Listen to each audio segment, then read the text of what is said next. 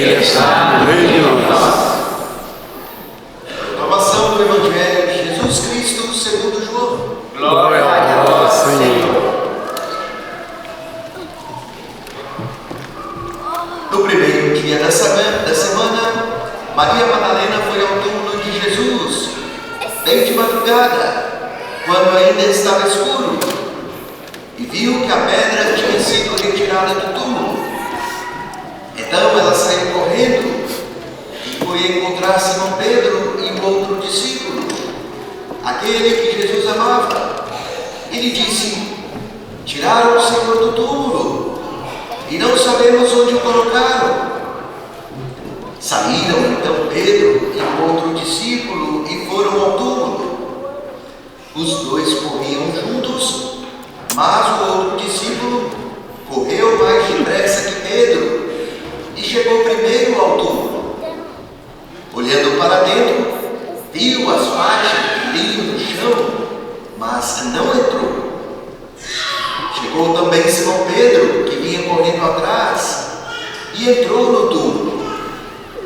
Viu as faixas de linho deitadas no chão e o pano que tinha estado sobre a cabeça de Jesus, não posto com as faixas, mas enrolado num lugar à parte. Então entrou também o outro discípulo que tinha chegado primeiro ao túmulo. Ele viu e acreditou. De fato, eles ainda não tinham compreendido a Escritura, segundo a qual ele devia ressuscitar dos mortos. Palavra da salvação. Glória a vós, Senhor. Pela palavra do Santo Evangelho, pela intercessão de Nossa Senhora Aparecida, sejamos todos protegidos e abençoados em nome do Pai, e do Filho, e do Espírito Santo. Amém. Queridos irmãos e irmãs, então após longo período da Páscoa, que representa na nossa vida, nosso dever de nos prepararmos através do conhecimento mais profundo da doutrina dos apóstolos de Jesus, para podermos passar com Ele a glória da ressurreição, que celebramos hoje. Jesus disse, lá no finalzinho do Evangelho de São Mateus: ide, ensinai todos os povos e batizai-os em nome do Pai e do Filho e do Espírito Santo. Ou seja, o batismo que hoje as crianças vão receber aqui da comunidade não é um passe de mágica, não é simplesmente algo que se recebe desacompanhado da instrução da fé. Não, a ordem de Jesus é ensinar e batizar.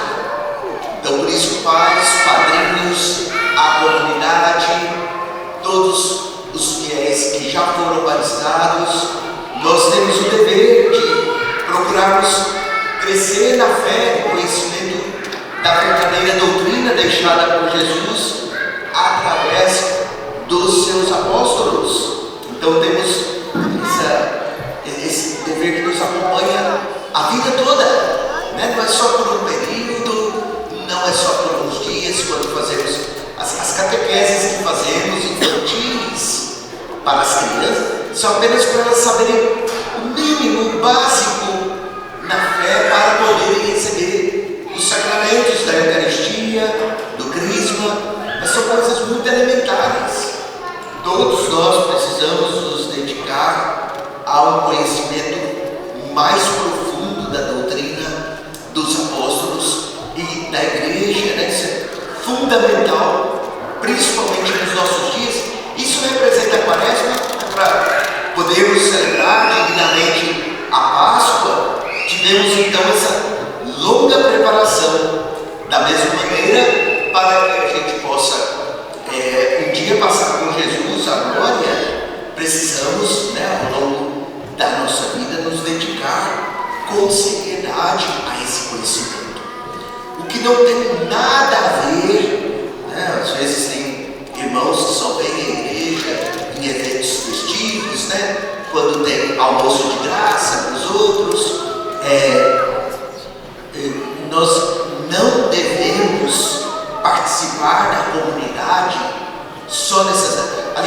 ser uma vergonha, deveríamos ficar vermelhos, encorados de vergonha, lá no século X, no século XII, no século XIII, documentos para ficar citando na internet. Inclusive desses políticos atrevidos, se atreveram a ir lá na sexta-feira da Paixão no Vaticano, tentaram confrontar o próprio Papa, que é a autoridade máxima na igreja, com esses documentos antigos. Então, meus queridos, lembrarmos, né, de Santo Antônio, de São Francisco, foram reformadores da igreja. Esses homens não eram super rapados quaisquer, eles eram membros da aristocracia, pessoas estudadas. Santo Antônio era formado em direito. São Francisco era filho de um riquíssimo comerciante. E esses homens perceberam como a igreja estava invadida por pessoas mal intencionadas, né? Pessoas muitas vezes que se ordenavam padre só para se beneficiar a si mesmos. E eles abandonaram tudo, suas heranças, suas coisas, para evangelizar, para pregar, para exigir uma reforma na igreja. Então, a gente, por isso, ama Santo Antônio, né? Aqui em Boston mesmo, uma cidade primeiro colonizada por protestantes, mas logo em seguida veio a mão de obra para trabalhar, né? Que era principalmente os irlandeses católicos. E os irlandeses colocaram uma igreja de Santo Antônio em cada canto da cidade, por causa das instruções e dos exemplos, e principalmente do amor ao pobre que Santo Antônio e São Francisco possuíam, assim como o Senhor Jesus. Então, pobre, né, não significa simplesmente o pobre de dinheiro, mas a pessoa despojada, né, como vemos, Maria Madalena é uma pessoa despojada, ela gasta fortunas. Está no Evangelho que ela ajudava a custear as missões de Jesus e dos apóstolos, né? Falei já do perfume caríssimo que ela compra para poder ungir o Senhor, e hoje os perfumes, né, que ela vai ao túmulo para terminar o embalsamamento do Senhor, né, como era tradicional na religião judaica. E tudo isso para nos dizer, né, que foi através desse corpo humano que Jesus recebeu do ventre de Nossa Senhora que Ele nos trouxe a salvação. Então, por isso falava no início a importância de passar a doutrina católica, a doutrina dos apóstolos, vir da igreja só em feriados, só para encher o bucho da comida que o povo dá de graça, vir na igreja só para dar uma volta, como faz a Pomba Gira, que é uma entidade de outras religiões, não pertence à nossa fé, mas tem gente que age da mesma maneira. Isso não é o caminho instituído por Deus. Participar da fé só seguindo esses influenciadores, né? Seja ele padre, freira, quem quer que seja, que hoje tem pessoas mal intencionadas, até mesmo dentro da igreja. Quando eu quis ser católico e quando eu quis ser padre, foi principalmente porque eu via lá em outras seitas, igrejas, cultos de outras da minha cidade, lá em Anápolis, em Goiás, as pessoas que passavam essa seita se tornavam fanáticas, incomodando todo mundo, sempre com aquela conversa. Você tem que aceitar Jesus, nem sabem do que estão falando, e com uma conversa chata. E eu pensava, vou ser padre, porque pelo menos lá não vou encontrar nada disso. Pobre de mim, né? Pobre de mim. Hoje a gente vê esse tipo de fanatismo em tudo que é canto, né? Essas pessoas que seguem. Você pode acordar 4 horas da manhã todos os dias com quem você quiser. Nada substitui a vida da comunidade. O seu padre de internet, ele não pode te dar a Eucaristia. O seu padre da internet, o seu guru da internet que você ama tanto, ele não pode batizar o seu filho. Porque isso só recebemos numa comunidade. E de acordo com a Sagrada Escritura, a glória de Deus só se manifesta quando o povo está reunido. Não é na internet, não é vendo essa gente toda caminha a passos largos, levando consigo pessoas para o inferno. Como o ano passado, foi tão maravilhoso o dia em que lá no santuário da Imaculada Conceição, em Washington, a gente teve a imagem de Nossa Senhora Aparecida entronizada. O santuário é uma igreja, a basílica é uma igreja imensa, lindíssima, construída com dinheiro dos fiéis. Porque a igreja não é construída com dinheiro de político, nem com dinheiro de Vaticano, não, com dinheiro dos fiéis.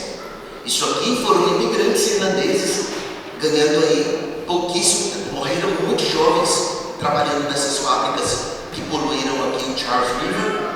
Essas pessoas que construíram isso aqui para nós.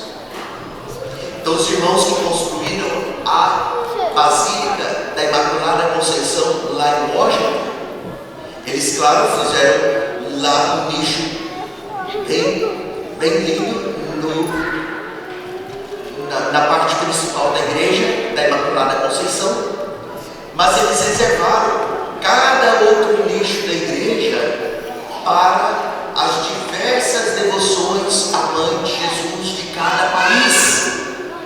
Porque, claro, esse é uma beleza, ciência, piedade e temor de Deus. Amarmos a ciência. Daqui um dia estamos toda a Páscoa nos preparar para recebermos o Espírito Santo.